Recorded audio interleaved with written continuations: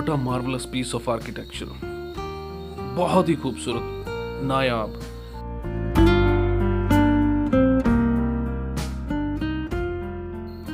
एक छोटी सी entry ticket है जो आपको स्कैन करके ही पे करनी पड़ेगी, चाहे आपके पास गूगल पे हो या पेटीएम।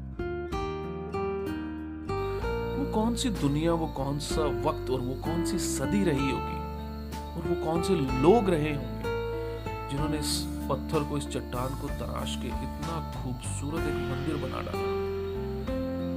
सच में इसे देख के तो यूं ही लगता है कि ये इंसान के बस की बात नहीं है।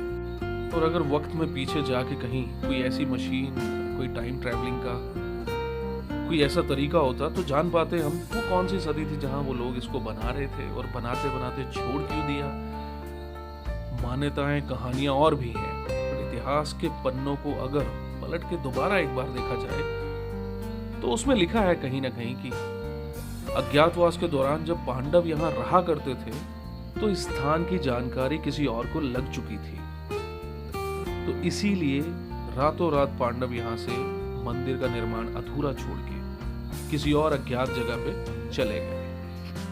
धीरे धीरे सदियां बदली, वक्त बदल गया और इतिहास के पन्नों में कहीं ना कहीं सच्चाई और इतिहास खुद खो सा गया। तो चलिए अब मैं आप सबको ले चलता हूं मंदिर के मुख्य द्वार की तरफ।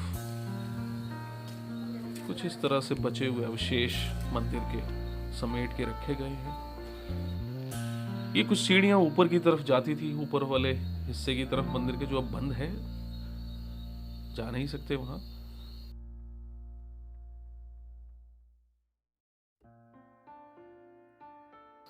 समय समय पर वक्त के साथ में बहुत से राजा आए, बहुत सा शासनकाल आया। बदलते वक्त के साथ भी मंदिर ने अपनी पहचान नहीं खोई, अपनी खूबसूरती को कायम रखा, बरकरार रखा। ये सामने सियाबल रामचंद्र जी हैं, माता सीता हैं और लक्ष्मण जी हैं और हनुमान जी की मूर्तियां बहुत प्राचीन काल से ही स्थापित है मंदिर के अंदर। कुछ इस तरह से अंदर का सारा दृश्य है। जय Shri Ram.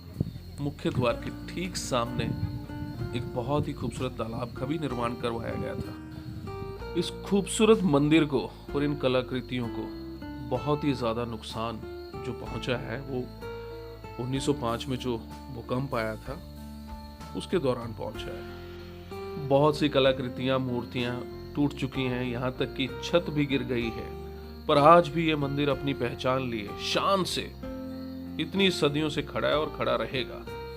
So many things to say, such a little time. One can only come over here and experience such a beauty and a connection to beautiful past. We are really blessed to witness such a beautiful piece of history.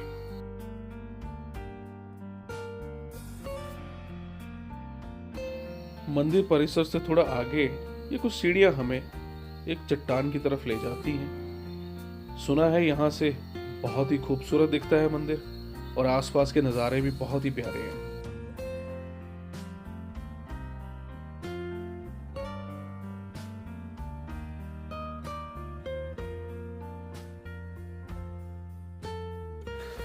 कुछ अवशेष, कुछ मूर्तियां, कुछ और कलाकृतियां यहाँ भी संजो के रखी गई हैं। और ये कुछ मंदिर का नज़ारा है जो इस चट्टान के ऊपर से देखा जा सकता है। बहुत ही खूबसूरत तराश के चट्टाने किसी ने इस खूबसूरती को सदियों में बिखेर डाला है। मोहब्बत हो तो बस ऐसी हो। तो कुछ इस तरह से आसपास कुछ घर भी हैं, वो गांव है और ये है Masroor area, the village Masroor. हमारे बनाए ब्लॉग्स आपको कैसे लगते हैं? अगर अच्छे लगते हैं तो लाइक, शेयर एंड सब्सक्राइब कीजिएगा और अगर नहीं लगते हैं तो हमें ज़रूर कमेंट में लिख के बताइए कि क्या चेंजेस हम इसमें ला सकते हैं। बस ऐसे ही अपना प्यार बनाए रखिए हमारे वीडियोस के लिए और share and subscribe and like ज़रूर कीजिए।